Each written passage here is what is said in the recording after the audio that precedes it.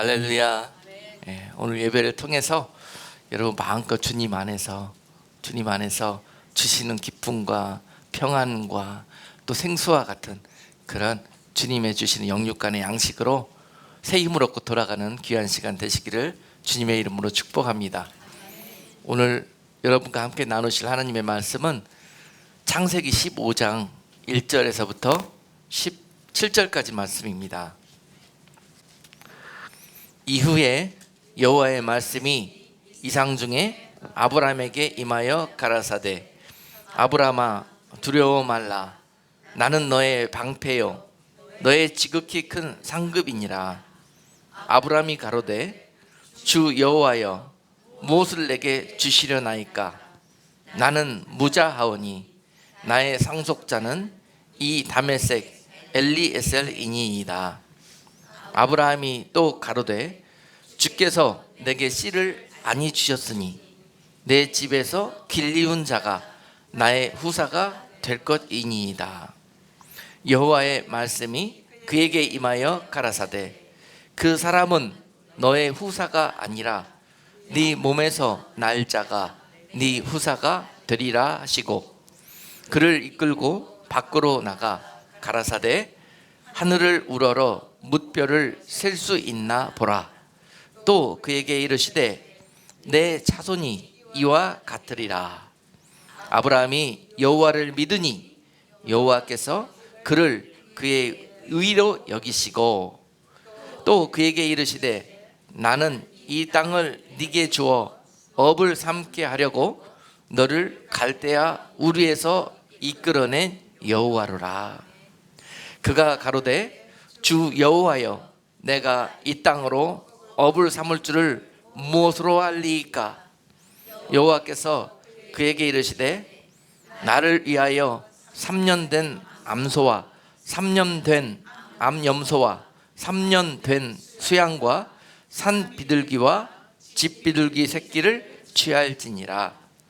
아브라함이 그 모든 것을 취하여 그 중간을 쪼개고 그 쪼갠 것을 마주 대하여 놓고 그 새는 쪼개지 아니하였으며, 솔개가 그 사체 위에 내릴 때에는 아브라함이 쫓았더라.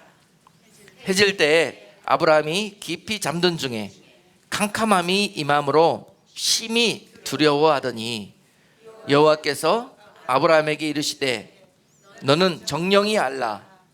내 자손이 이방에서 객이 되어 그들을 섬기겠고 그들은 400년 동안 내 자손을 괴롭게 하리니 그 섬기는 나라를 내가 징치할지며 그 후에 네 자손이 큰 재물을 이끌고 나아오리라. 너는 장수하다가 평안히 조상에게로 돌아가 장사될 것이요 내 자손은 4대 만에 이 땅으로 돌아오리니 이는 아모리 족속의 죄악이 아직 관영치 아니함이니라 하시더니, 해가 져서 어두울 때에 연기 나는 풀무가 보이며 타는 횃불이 쪼갠 고기 사이로 지나가더라. 아멘. 오늘 본문 말씀을 가지고 나는 너의 방패요 지극히 큰 상급이니라 라는 제목으로 말씀을 증거하도록 하겠습니다. 오늘 본문의 주인공 아브라함이 하나님 앞에 큰 은혜를 입었습니다. 창세기 12장에서부터 아브라함은 하나님 앞에 부르심을 입고 순종과 믿음의 그런 모습으로 훈련되어 가면서 마지막 하나님이 주신 언약의 말씀대로 그가 참 하나님께서 그를 통해서 세상에 베풀고자 하시는 모든 은혜와 약속의 그런 표본으로 아브라함이 그렇게 쓰임을 받았습니다. 너를 복의 근원을 삼아 주시겠다. 너를 통해서 네 자손이 저 하늘의 물별과 같이 많은 자손을 주시겠다. 그리고 너에게 큰 기업을 주실 것이고 땅을 주시겠다 하시는 그런 약속을 주셨습니다. 그것은 아브라함 개인을 향한 약속이기보다는 이 세상을 향한 하나님의 약속이셨을 것입니다. 이 하나님의 약속과 복이 흘러가는 통로로 누군가를 찾으셨는데 그 대상이 바로 아브라함이었던 거죠. 창세기 12장에서 아브라함은 하나님 앞에 부름을 입을 때 우리가 보기에 그 믿음의 조상 아브라함의 모습이었다기보다는 하나님 보시기에 특별히 아브라함을 쓰셔야 되겠다는 그러한 하나님의 관점에서 아브라함의 그 강점과 예쁜 모습이 있었을 것이에요. 바로 그것은 아브라함에게 영적으로는 그가 갈대아 우르 땅에 살 때에 많은 갈대아 사람들 중에서 하나님께서 그를 눈여겨보셨던 부분이 있었습니다. 그 갈대아 땅이요, 지금의 그 중동에 있는 지역이고 성경에 나오는 창세기 11장의 바벨론 지역이었어요. 그 지역이 바로 갈대아 땅이고 우르 땅이었습니다. 그곳에서 살던 자가 아브라함이었어요.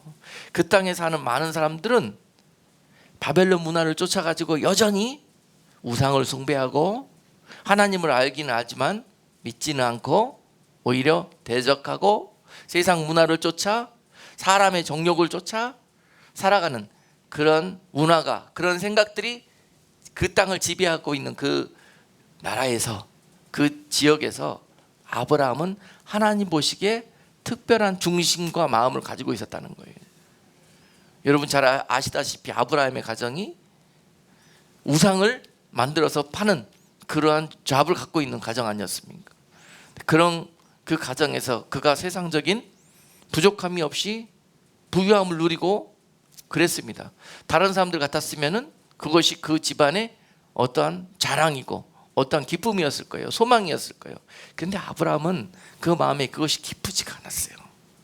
그가 알고 있는 하나님과 이게 걸렸습니다. 하나님이 기뻐하지 않는다는 것을 알았습니다.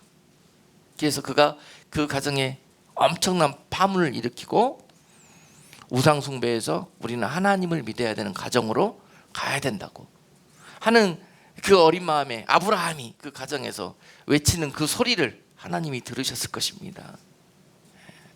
여러분 이 시대에도 참 세상이 바벨론과 같은 그런 정신적인, 종교적인, 문화적인 모든 면에서 그런 방향으로 세상이 만연되어 가고 있습니다.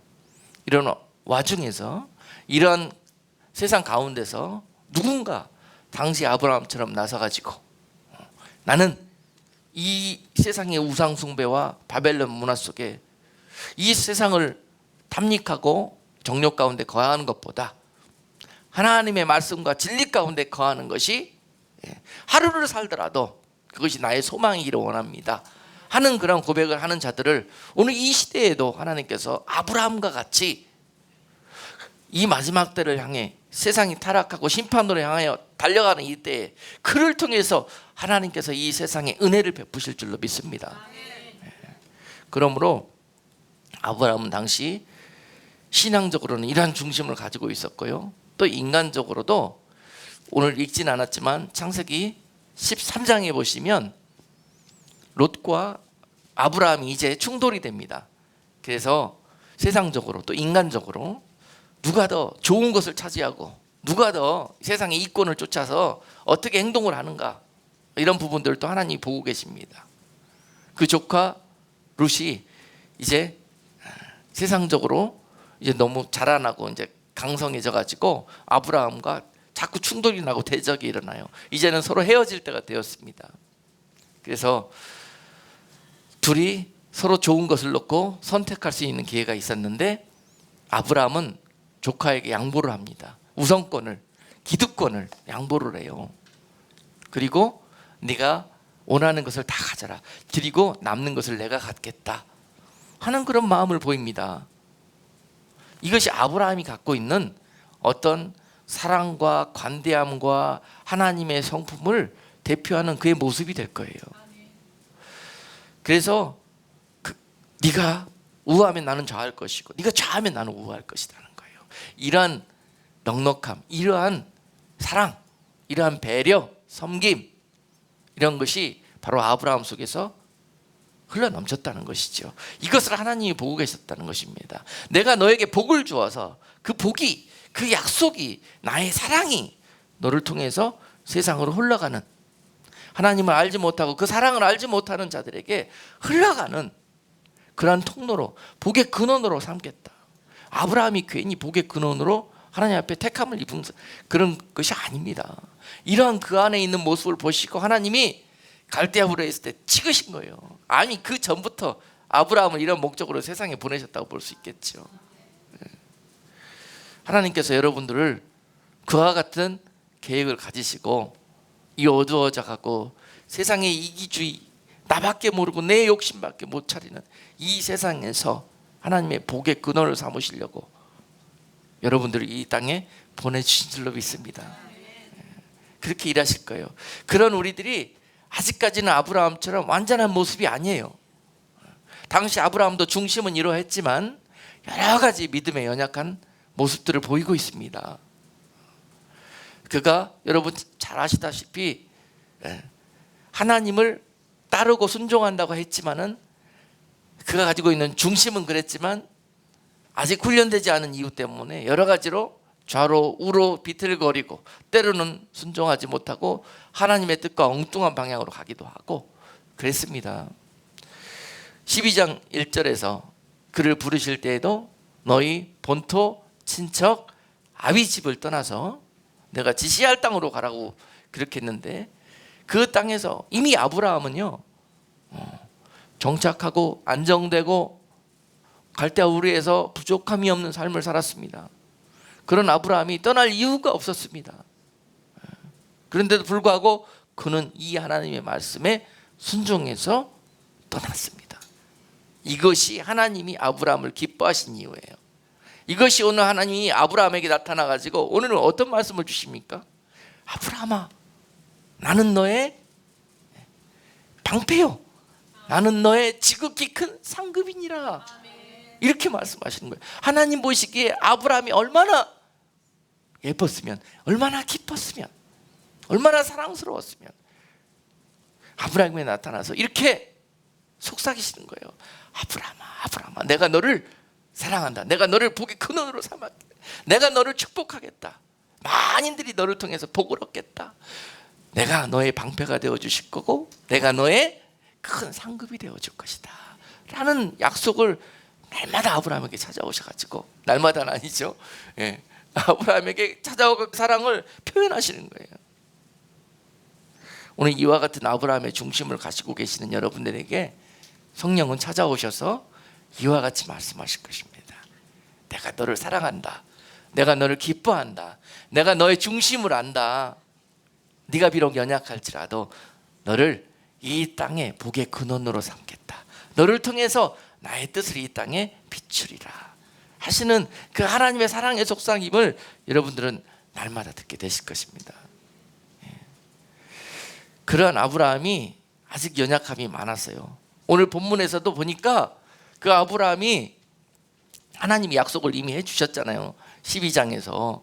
그런데도 그 약속은 들었지만, 그 약속은 믿긴 믿지만 불완전해요. 아직 불완전해.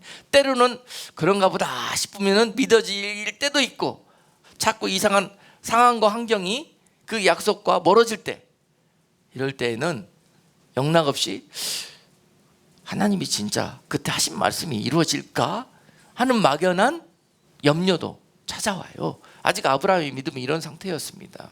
오늘 본문에서도 15장에서 그런 아브라함에게 찾아오셔가지고 하나님이 이렇게 말씀했어요. 내가 너를 사랑한다. 내가 너의 방패가 되어줄 것이고 너의 지극히 큰 상급이 되어줄 것이다. 아멘. 너의 지극히 큰 상급이 되어주시겠다는 약속은 어떤 의미겠어요? 방패는 내가 너를 통해서 나의 약속이 이루어지는 모든 일들을 방해하는 것들을 다 막아주겠다는 거예요. 그리고 반드시 이것이 이루어질 수 있도록 내가 다 막아주겠다는 것입니다. 그리고 또한 지극히 큰 상급이 되시겠다는 약속은요, 내가 영육간의 큰 상을 너를 위해서 예비하고 너에게 상 주시는 자가 되어줄 거라는 거예요. 상은 언제 받습니까, 여러분? 잘했을 때? 시험에 합격했을 때, 뭐 잘했을 때 칭찬받고 또 상을 얻게 되잖아요. 아브라함이 언제 상을 얻었습니까? 아브라함이 믿음의 시험지를 12장에서 부르심을 받고 훈련을 받은 다음에 마지막 시험을 창세기 22장에 가서 받습니다. 모리아산에서 이삭을 바치라는 그런 정말 엄청난 시험지를 받습니다. 이것이 아브라함이 받았던 제너럴 exam이었어요. 믿음의 제너럴 exam.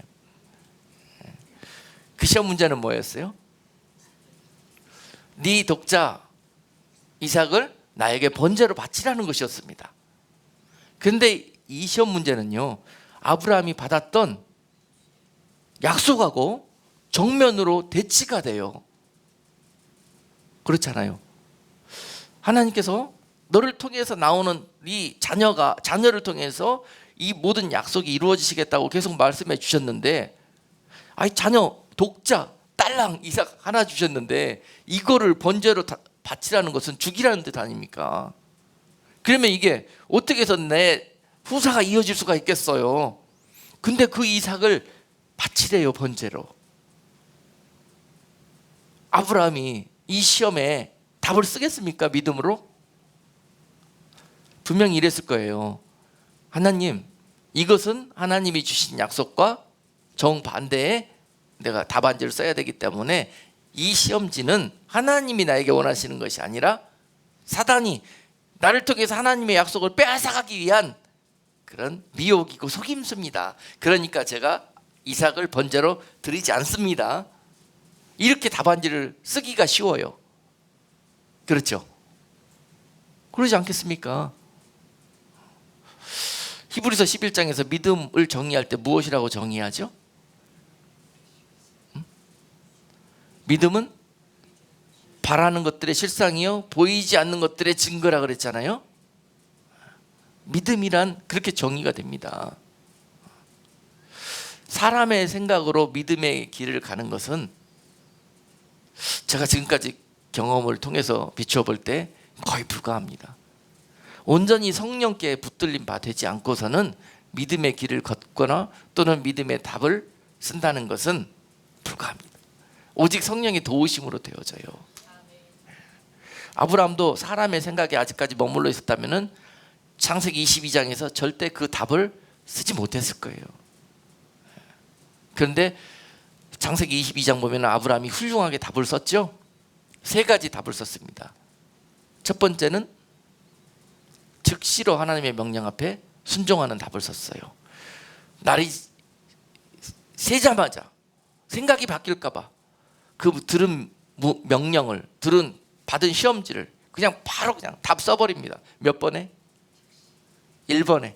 1번은 뭐예요? 즉시 순종해요. 1번은 망설일 거 없어요. 다 답. 1번은 또 뭐냐면 아멘입니다. 아멘.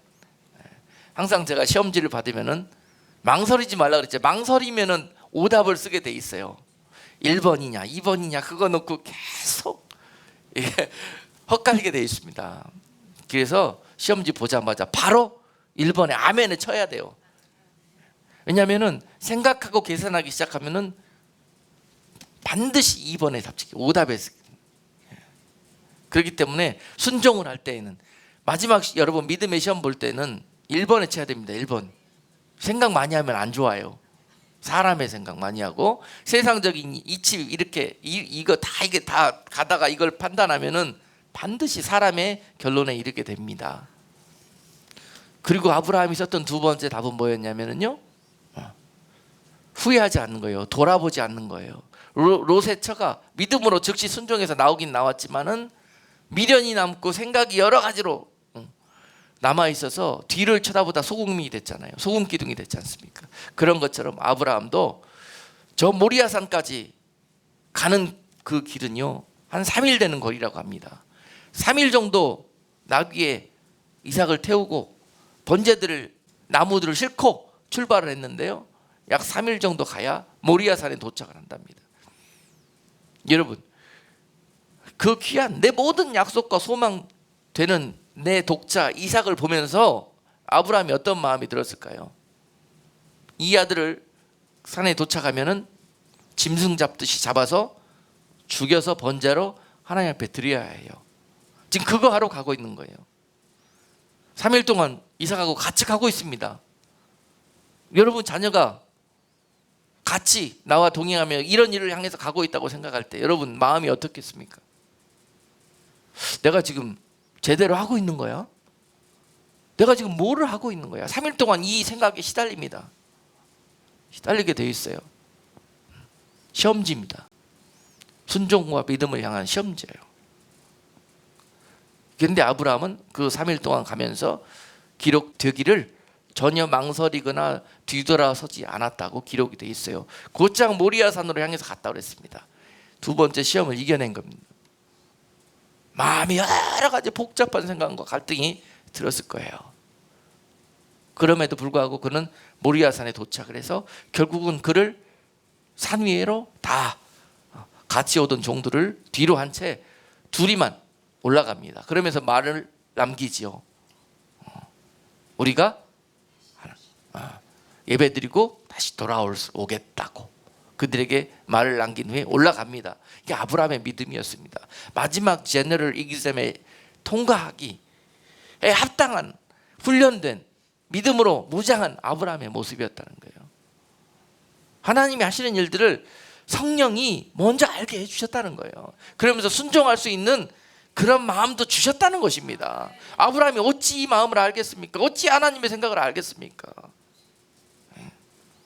그래서 그는 모리아산에 가가지고 그 아들을 번제단 위에 올려놓고 이제 잡으려고 합니다. 그럴 때 하나님께서 됐다 아브라함아, 됐다 아브라함아, 내가 이제야 너의 중심을 알겠노라. 네가 정령코 나 하나님 여호와를 경외하는 줄 내가 이제야 알겠노라고 하나님이 그 시험에 네가 아름답게 믿음으로 합격했다고 거기에 도장을 찍어주는 거예요. 네가 이제야 나를 경외하는 줄 내가 알겠노라. 할렐루야.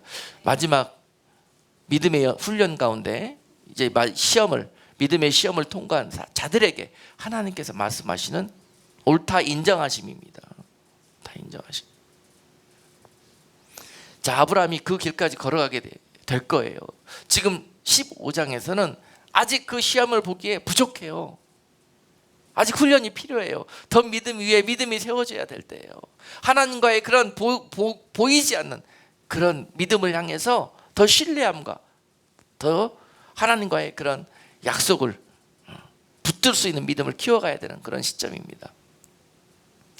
자, 오늘도 아브라함이 생각이 들었어요. 하나님이 오셔가지고 내가 너를 사랑한다고 그러고 방패라고 그러고 너에게 상 주시겠다고 그러는데 아브라함 생각에 지금 그 말씀을 받을 만한 마음의 준비가 안 돼 있어요. 아니 자꾸 하나님 그렇게 말씀하시는데요. 지금 따져보니까 내 입장이 그렇거든요. 하나님은 자꾸 막 하늘의 무별처럼 내 자손을 주시겠다고 하시는데 지금 자식 없거든요.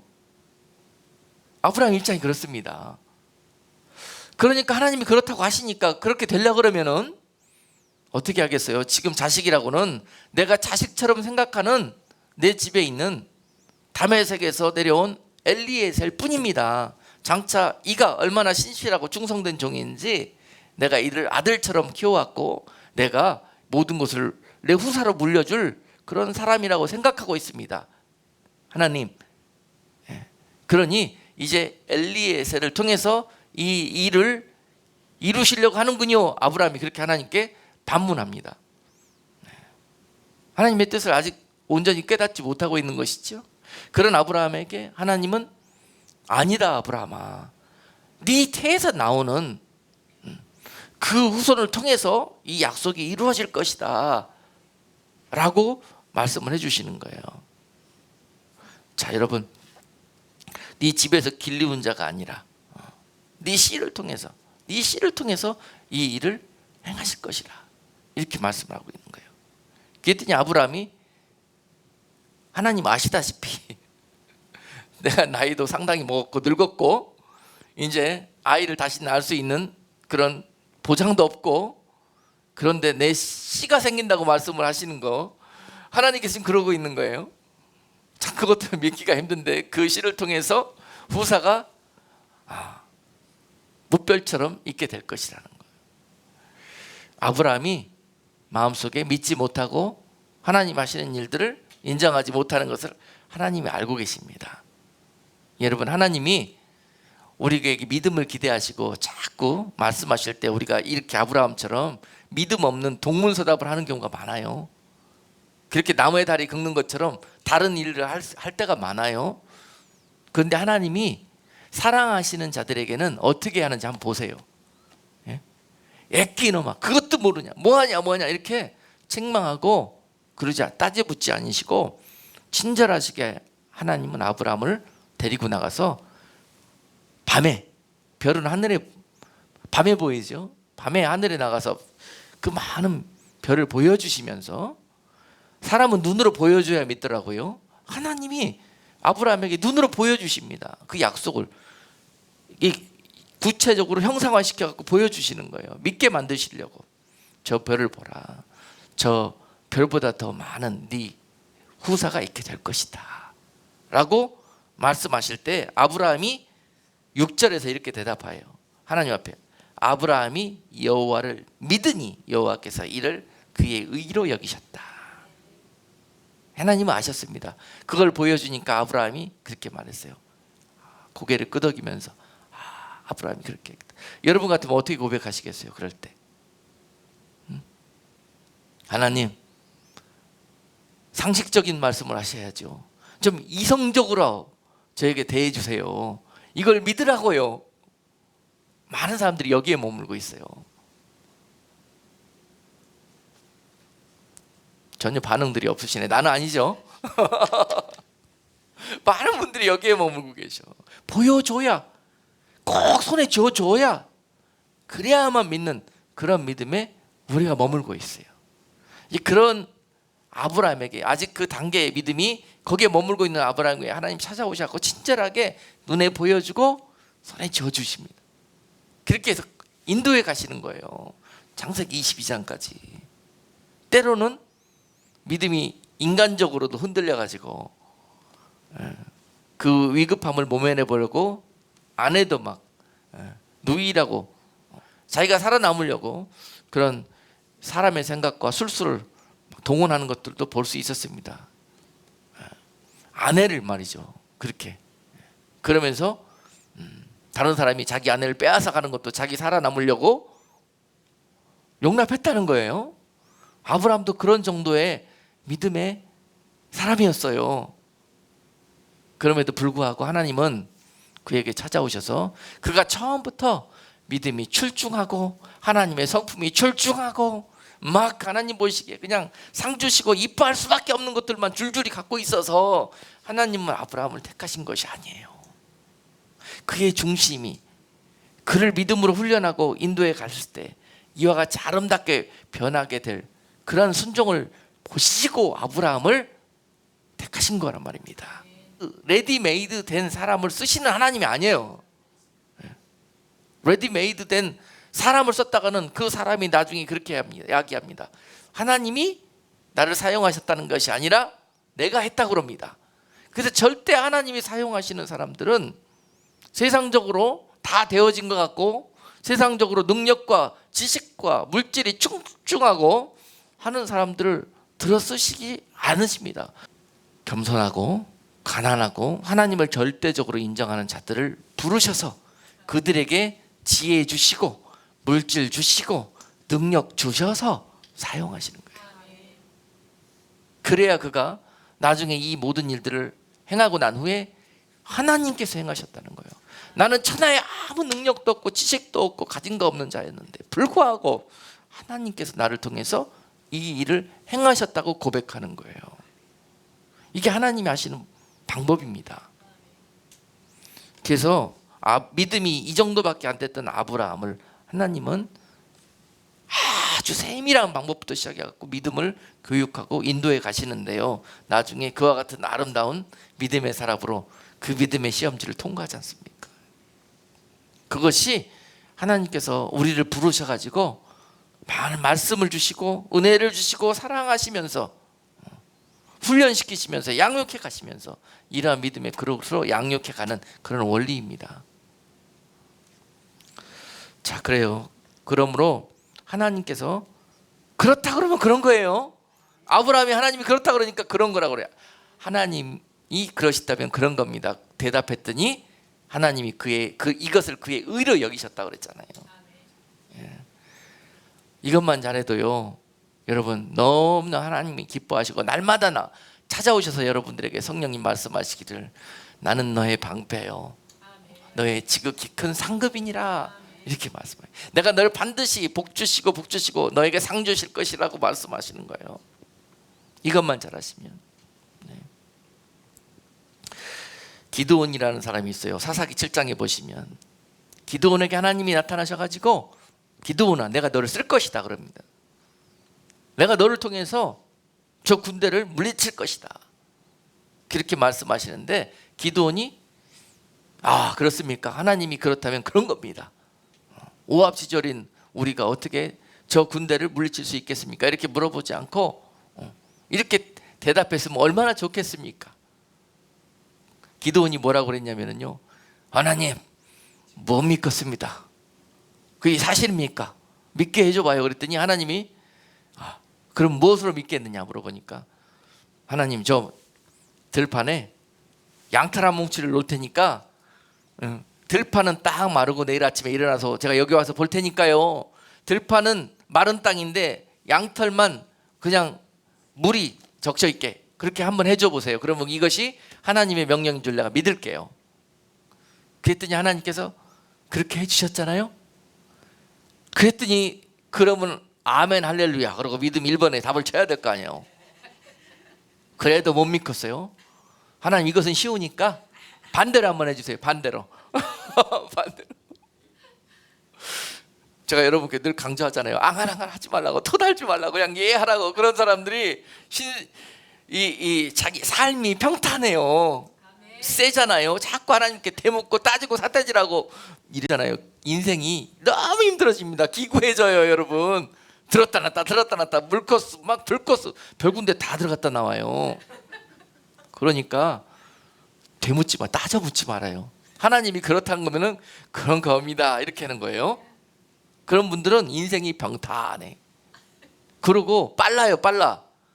빨리 시험지에 답안지 빨리 쓰고 훈련받는 인생, 교육받는 인생에서 쓰임받는 인생으로 바뀌어져야 될 거 아니에요. 여기다 다 이게 수리 완료라고 이게 돼야 시험에 합격을 해야 쓰임을 받지. 그렇죠.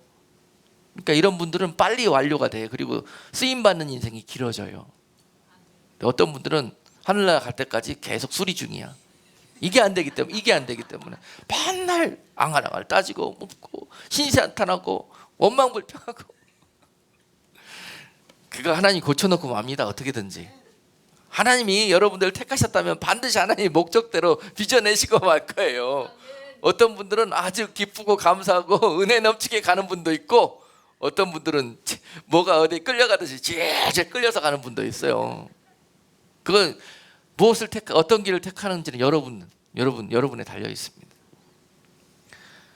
기드온에게 이렇게 하시면서 하나님의 뜻을 이루셨어요. 나 같으면은 진짜 하나님이 시험 돼가지고 내가 하나님이라 그런 말이죠. 너 안 써, 나 다른 사람 쓸 거야. 이렇게 하셨을 것 같은데 하나님 그렇지 않아요. 한번 정하시면 하나님은 그 뜻을 이루어 가십니다. 히스기야라는 사람이 있잖아요. 유다의 왕 히스기야, 열왕기하 20장에 보시면은 그 내용이 나오는데요. 히스기야가 병이 걸려서 처음에는 신실하게 하나님 보시기에 참 아브라함처럼 너무 하나님을 기쁘시게 하는 왕이었는데, 여러 가지로 또 신세가 피고 하나님의 은혜와 막 이렇게 세상적인 상급과 이런 것들이 막 넘쳐나잖아요. 그러면 또 사람이 변질이 되더라고. 그래가지고 히스기야가 좀 변질이 되기 시작하면서 이상해지니까 하나님이 그에게 병이 드는 것을 허락하셨어요. 그리고 나서 죽게 되었어요. 히스기야가 죽게 되니까 그나마 정신이 들어가지고 하나님 앞에 죽기를 결단하고 기도를 시작했습니다. 살려달라고. 하나님이 은혜를 베푸셔가지고 그의 기도를 들으시고 나타나셔가지고 네가 3일 만에 성전으로 올라갈 것이고 너의 수가 앞으로 15년을 더 살겠다고 이렇게 약속을 주십니다. 그랬더니 거기서 어떻게 답을 해야 돼요? 1번에 쳐야 될 거 아니에요. 답을 아멘 할렐루야 해야 될 거 아니에요. 아니 죽으라고 기도를 해놓고 말이에요. 그렇게 해주겠다 그랬더니 못 믿어요 이러는 거예요. 우리가 신앙생활 그렇게 해요. 진짜로 그렇게 많이 합니다. 정령쿠 기도는 그냥 1년 동안 작정하고 작심하고 기도한다고 해놓고 실제로 이루어지면은요, 이게 사실일까? 이거 내 속은 거 아니야? 그런 분들이 너무 많더라고. 그럴 때 우리는 어린 나이처럼 순수하게 아멘 할렐루야 감사합니다 그러면 끝나는 거예요. 그냥. 그러면 그게 될 때까지 훈련 받는 거예요. 그게. 히스기야가 못 믿겠어요. 자기가 살려달라고 기도해놓고 살려주겠다 그랬지 못 믿겠다. 보여달래. 어떻게 하면 뭐 믿을래? 그랬더니 어떻게 해요? 하나님 할 수만 있거든. 해그림자 뭐 있잖아요. 일령표 나오면서 하나님 시간을 앞으로 돌려주세요. 그래. 그랬더니 실제로 그렇게 되었어요. 그랬더니 그 다음에 또 뭐라고 그래요? 하나님 앞으로 끄는 것은 좀 easy. 이게 하나님의 뜻이라면은요, 하나님 시간을 뒤로 한번 늘려보세요. 그러면 내가 믿겠습니다 그러는 거예요. 세상에 해도 너무하죠. 천하의 히스기야가 말이죠. 그럽니다. 오늘 아브라함도 그렇고 참 우리들의 모습이에요. 우리들의 모습. 아직 믿음이 훈련 단계에 있는 하나님의 자녀들의 모습이 이래요. 이런 부분들이 수리되기를 원하시는 거예요. 네. 그래가지고 결국 하나님이 야 끼놈아 그러면서 왕감이 너밖에 없는지만 다른 사람 시킬 수도 있잖아요. 그런데 하나님이 이런 요구사항까지 다 들어주면서 히스기야야 그러면서 그를 살려주시잖아요. 다 들어주면서 그가 해주라는 거 다 해주면서. 그랬더니 나중에 한다는 것은 결국은 하나님의 지난주에 설교했잖아요. 은혜 받고 나서 큰 응답을 받고 큰 치료함을 받고 나서 한다는 게 결국은 살려줬더니 하나님을 기쁘시게 하는 일을 안 하고 계속 그 은혜 받고 엉뚱한 일만 하다가 히스기야가 생을 마치게 되잖아요.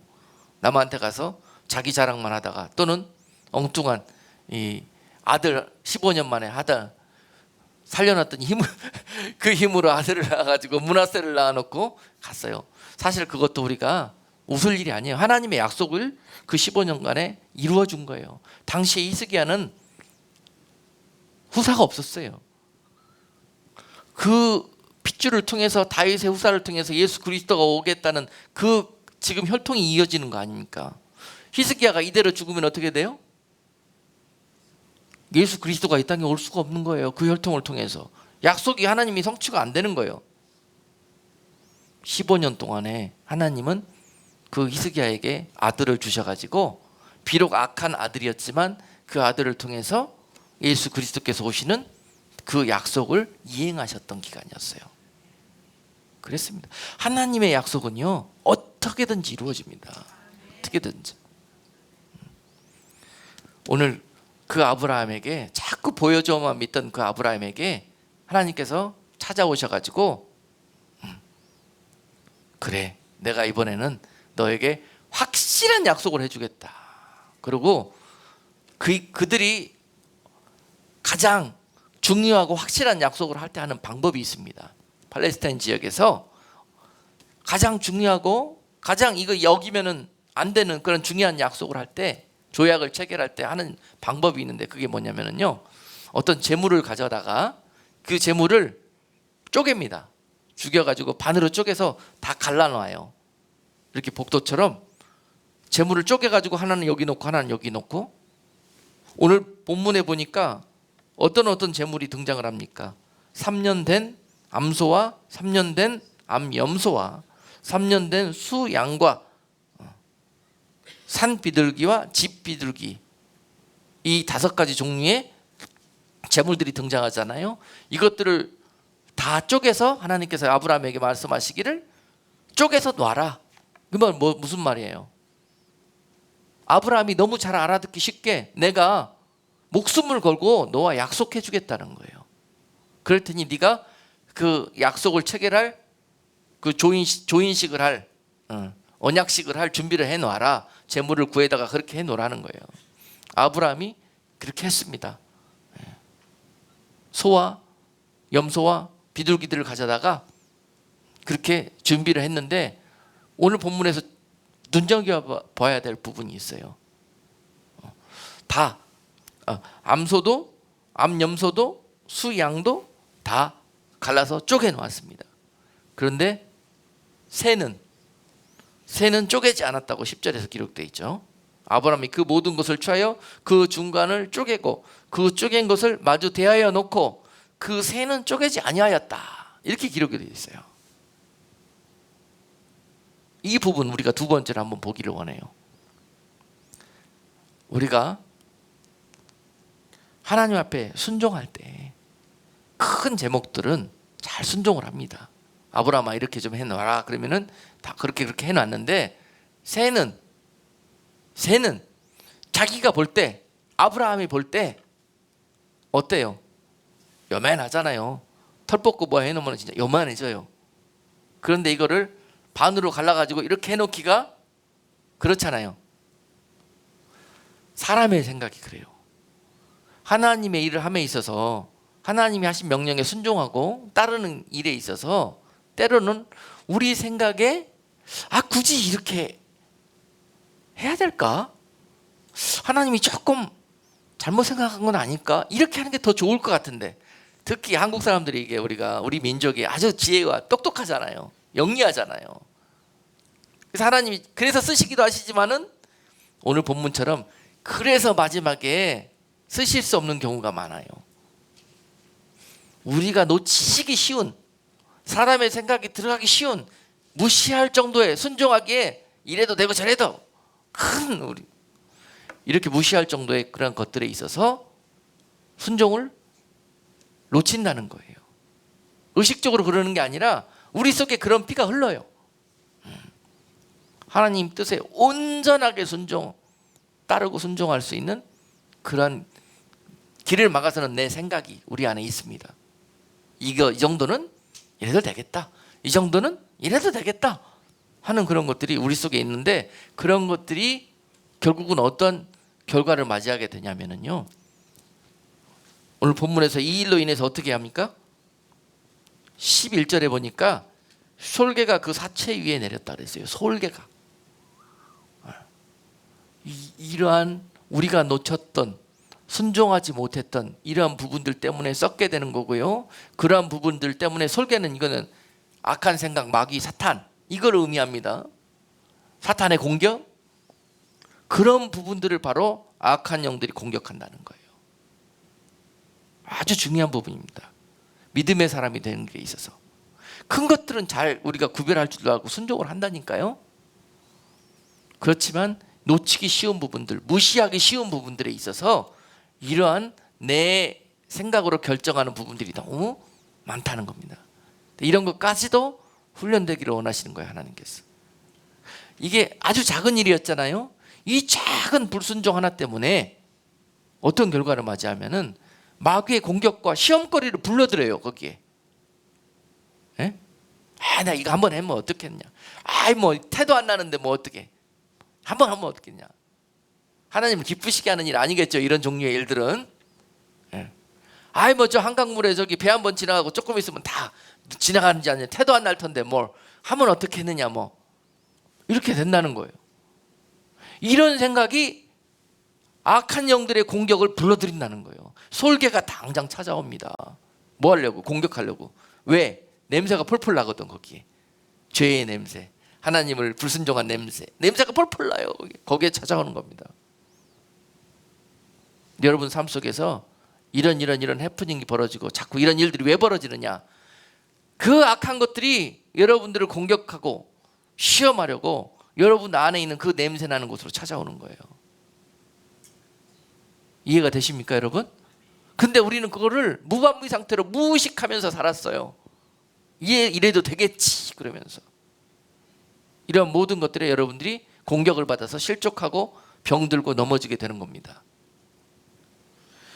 반드시 그 불순종하는 데는 솔개가 틈타게 되어 있고요, 어둠이 틈타게 되어 있습니다. 그 다음에 12절에 보니까 아브라함이 깊이 영적으로 육적으로 잠들게 되어 있고요, 불순종하고 죄 지으면은요 어둠이 찾아옵니다.